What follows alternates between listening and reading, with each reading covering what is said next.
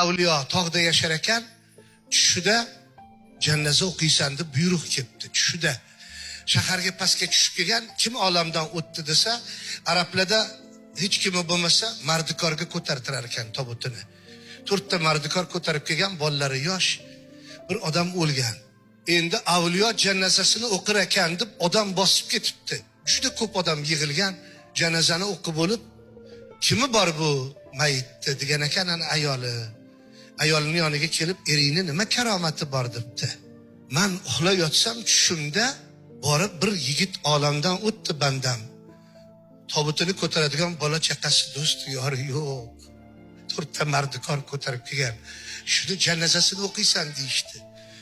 Tog'dan avliyo tushib kelyapti ekan deb odam bosib ketibdi janazani. Janazada qancha ko'p odam qatnashib duo qilsa, o'sha mayitga yengillik, osonlik bo'ladi. Xotin aytibdi, hech qanaqa karomat ko'rsatadigan joyi yo'q edi.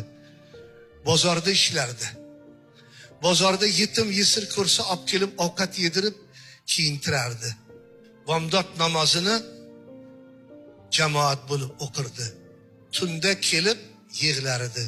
Ey Xudo, men bilan seni do'zaxing to'lib qolmaydi-yu, meni mag'firat qilgin deb yig'lardi. Xudoga qaysi amali yoqqan, tog'dan avliyoni tushirib qo'yibdi.